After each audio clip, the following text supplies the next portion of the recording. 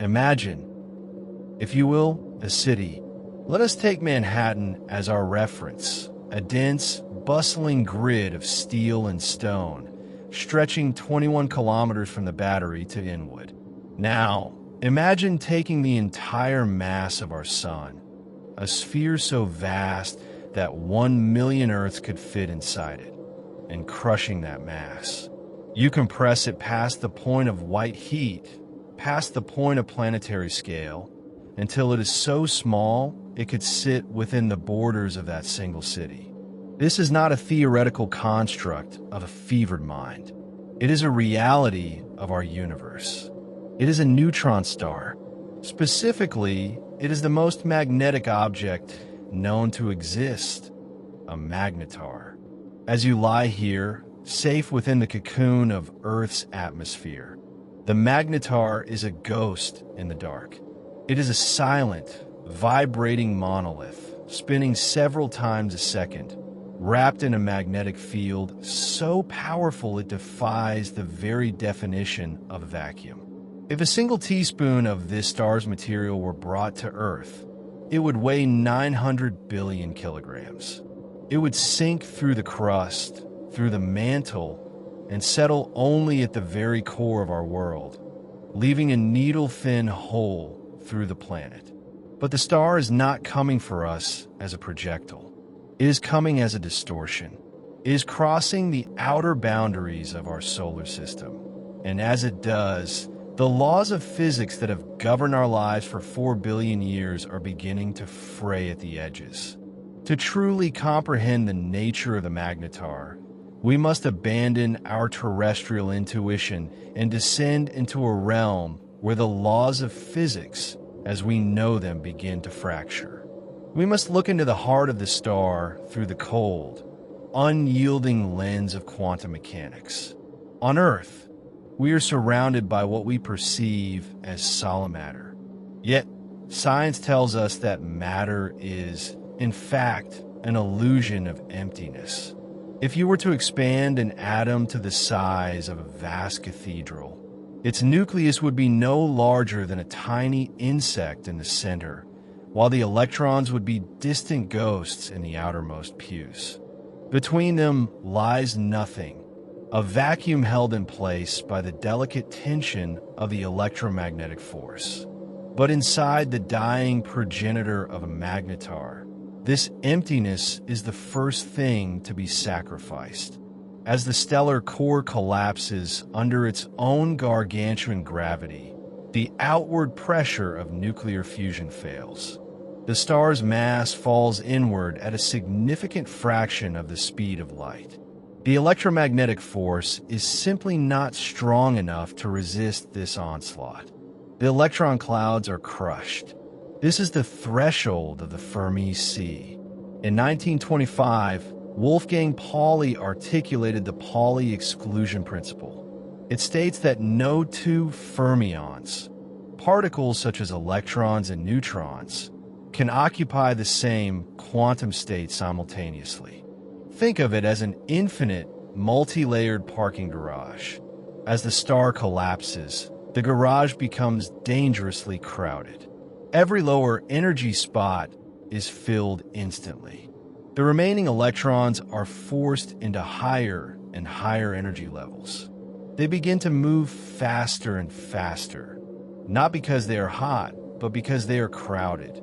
This frantic, high-speed movement creates a purely quantum mechanical pressure known as degeneracy pressure. However, gravity eventually overcomes the electrons' resistance, forcing them to collide with protons.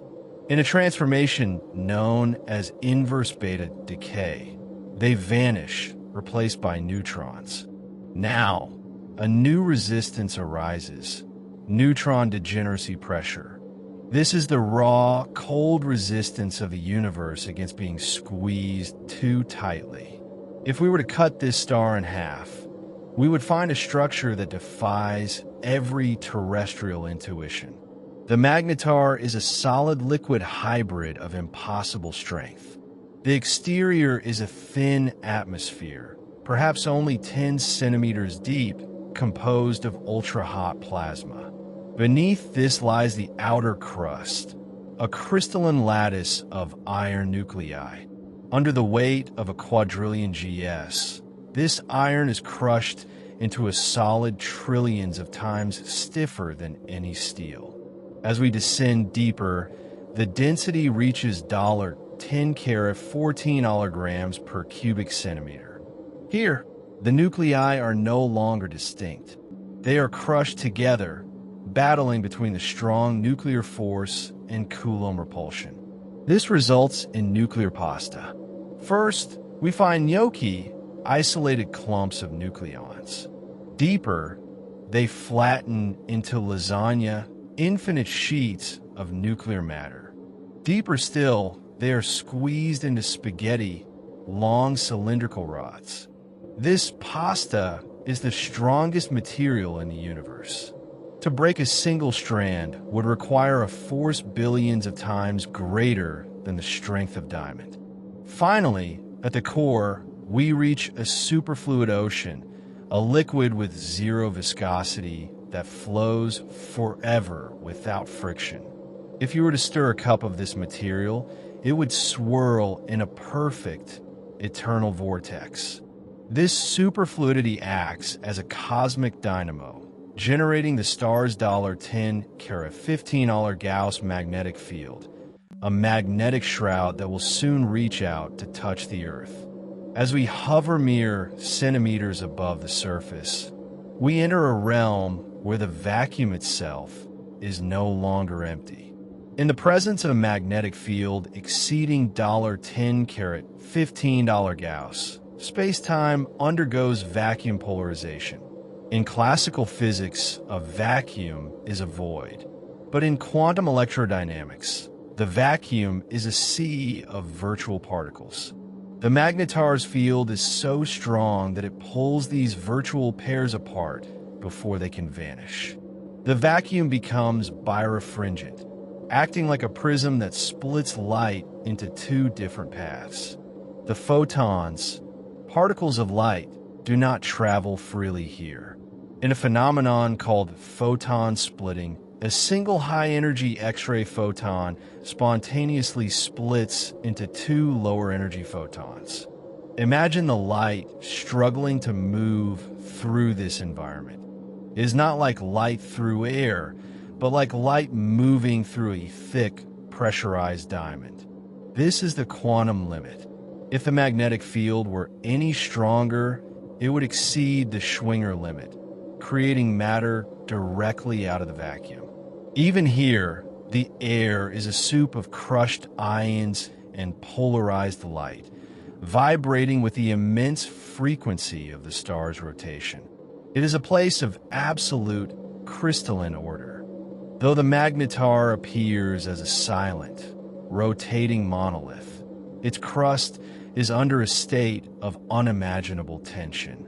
This is the world of magnetoelasticity. The magnetic field lines are anchored deep within the core and woven through the solid crust.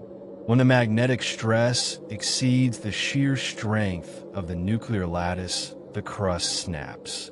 This is a starquake. On Earth, a massive earthquake might involve a displacement of several meters. On a Magnetar, a starquake involves a shift of perhaps 1 millimeter. But that single millimeter releases more energy than a billion nuclear warheads. It creates a seismic wave that ripples through the nuclear pasta layers. But the true destruction happens above the surface. When the crust snaps, it causes the field lines to tangle and then violently snap into new configurations, magnetic reconnection. This event triggers a giant flare. In a fraction of a millisecond, the Magnetar erupts with a flash of hard gamma radiation. These flares strip away the ozone layer in a single pulse, bathing the surface of distant planets in lethal ultraviolet radiation. The starquake is the herald of the end. The Magnetar does not just affect matter. It warps the geometry of the universe. Because its gravity is so intense, it exhibits extreme gravitational lensing. As it moves, it drags the stars with it. Light from stars behind the magnetar is bent around its curvature, creating a shimmering halo known as an Einstein ring. If you were to watch the star approach, you would see a dark, distorted marble wrapped in the stolen light of the galaxy. You would see the back of the star from the front. But more haunting is gravitational time dilation. According to Einstein's General Relativity, the stronger the gravity, the slower time passes. To us, a clock on the surface of the magnetar would tick at nearly half the speed of our own. Furthermore, due to gravitational redshift, the photons lose energy struggling to escape, making the star appear a deep, menacing red. The intrusion begins at the edge of the dark. The Kuiper Belt, a vast graveyard of icy planetesimals, is the first to feel the tidal wake. The magnetar does not need to touch these objects to destroy them. Its gravity is a gradient, a slope in space-time so steep that the front of a comet is pulled millions of times harder than the back. The icy rocks are not merely deflected, they are pulverized into dust. This dust is then caught in the magnetar's magnetic shroud. As the star crosses the orbit of Neptune, the blue giant is pulled out of its path. Neptune's atmosphere begins to bulge. The planet is no longer a sphere. It is a teardrop bleeding its gas into the void. The sun, our steady anchor, begins to wobble. The barycenter of the solar system is being dragged away from the sun's core. The solar wind is being diverted, twisted into complex knots by the approaching $10 15 Gauss field. In orbital mechanics, there is a threshold of doom known as the Roche limit. It is the distance at which the tidal forces of a massive body exceed the gravity holding a smaller body together. As the magnetar nears Saturn, the rings are eviscerated. The ice and rock are ionized by the field. They become a relativistic hail of particles glowing with a fierce X-ray light. Saturn itself begins to unravel. Its vast bulk of hydrogen is stripped away, spiraling into a glowing accretion disk around the tiny star. The most violent encounter occurs at Jupiter. When the two magnetospheres collide, it triggers magnetic reconnection on a scale that beggars the imagination. Jupiter's aurorae become blinding gamma-ray flashes. The planet is bled dry, its matter channeled along the magnetar's field lines like water through a straw. Against the magnetar's field, Earth's magnetosphere is like a silk curtain in a hurricane. The process begins with magnetic field lines snapping and reattaching, dumping unthinkable energy into our upper atmosphere. The ionosphere is superheated instantly.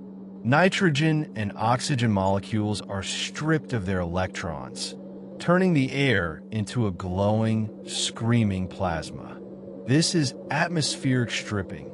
The ionized gases are funneled along the magnetar's field lines, creating a bridge of glowing air reaching into the vacuum. Within minutes, the atmospheric pressure at sea level drops. The oceans begin to boil, not from heat, but from the sudden, violent lack of pressure. The blue sky fades to the absolute, terrifying black of the void. While the skies are stolen, the ground beneath our feet begins to behave according to the laws of fluid dynamics. The gravitational pull on the side of the Earth facing the star is significantly stronger than on the side facing away. This stretching force physically deforms the planet. The Earth is being pulled into a prolate spheroid, an elongated teardrop. The internal friction generated by this constant stretching is absolute. We move from geology to rheology. The Earth's mantle begins to liquefy. Every volcano on the planet erupts in a synchronized chorus of fire. Tectonic plates are submerged into a global sea of magma. The Earth has become a molten, glowing teardrop, vibrating with the seismic screams of a world being unmade. At distances less than 50,000 kilometers, we enter the realm of quantum electrodynamics. The Zeeman effect becomes the dominant law of chemistry. On Earth, the shape of a molecule is determined by the sharing of electrons. But the magnetar's field is now stronger than the binding forces within the atom. The electron orbitals are crushed into thin, needle-like cylinders. This is atomic elongation. Every atom in your body is stretched until it is hundreds of times thinner than its original diameter. Chemistry becomes impossible. Water molecules are straightened and ripped apart. DNA is reduced to a string of polarized subatomic debris. This is a silence deeper than death, a world where the building blocks of reality have been rendered inert. The final threshold is the Roche limit. The Earth has reached the point of no return. The iron core, once the source of our magnetic shield, is stretched into a stream of particles thousands of kilometers long, a process known as spaghettification. This stream of matter spirals into the magnetar's accretion disk. As the matter of our world impacts the surface of the neutron star, it is traveling at roughly 70% of the speed of light. The kinetic energy is converted into a burst of hard X-rays so powerful it could be seen from the other side of the Milky Way. For a brief microsecond, the magnetar flares with the brightness of 1 trillion suns. And then there is silence. The magnetar does not look back. It is a nomadic predator, and the solar system was merely a waypoint. Behind it, the sun remains, but its delicate family has been reduced to a chaotic field of debris. The magnetar carries the Earth with it, as a layer of atoms on its surface. We have been integrated into the most stable form of matter in the universe.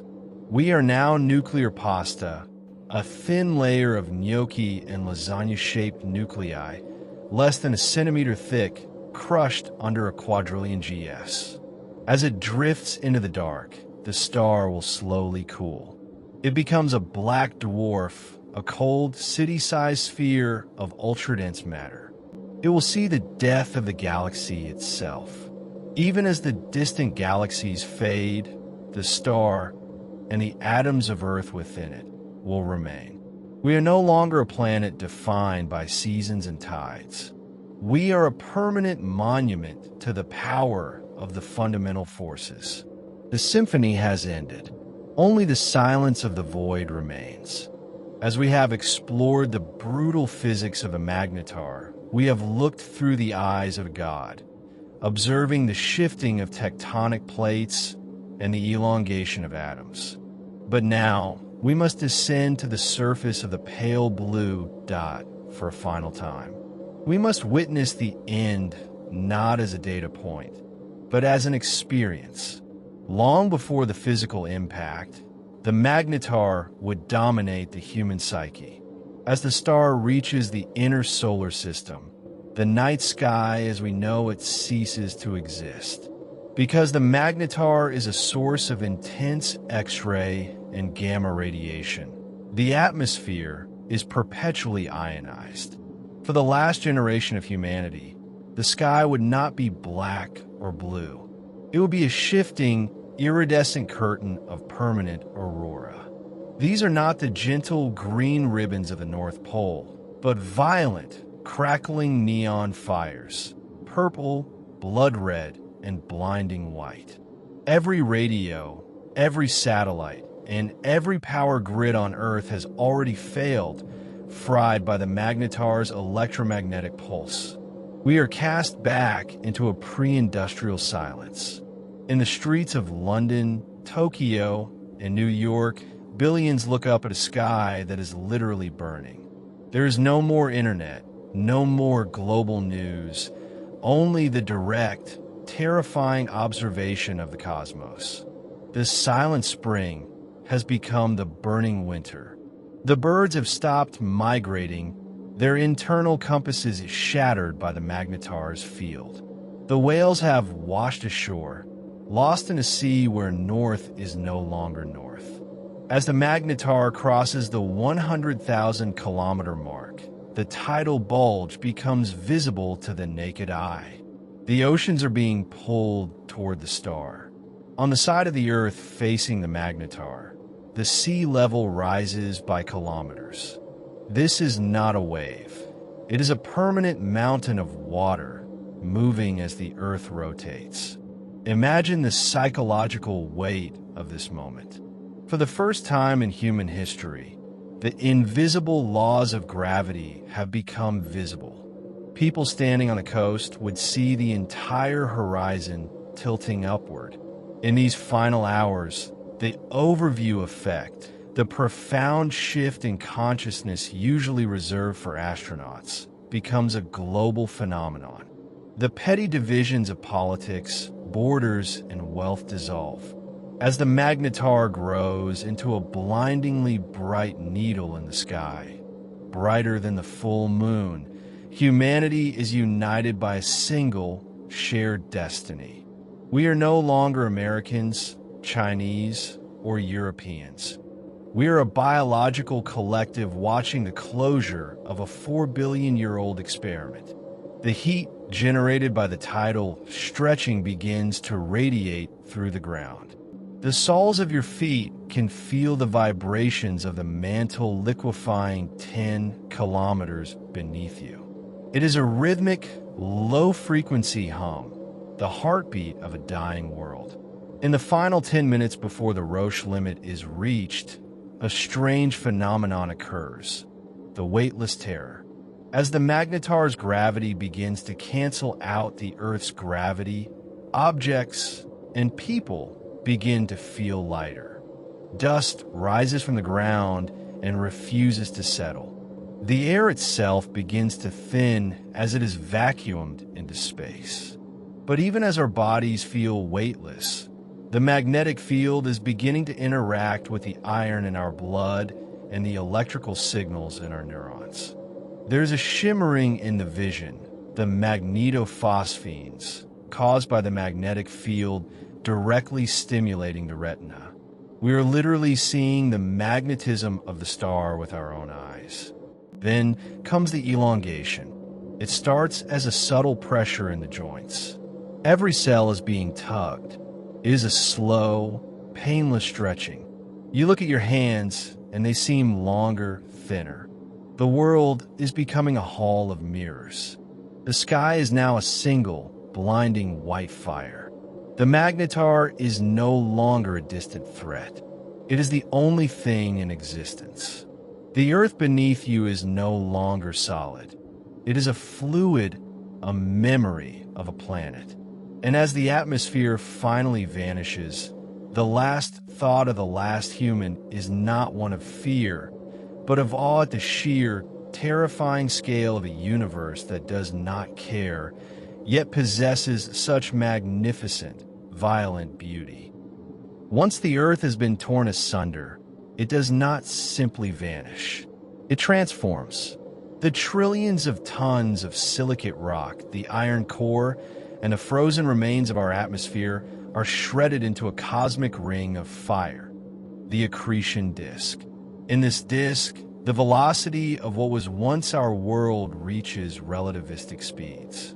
Because the Magnetar is so small, only 20 kilometers across, the gravitational gradient is so steep that the inner edge of the debris disk orbits significantly faster than the outer edge.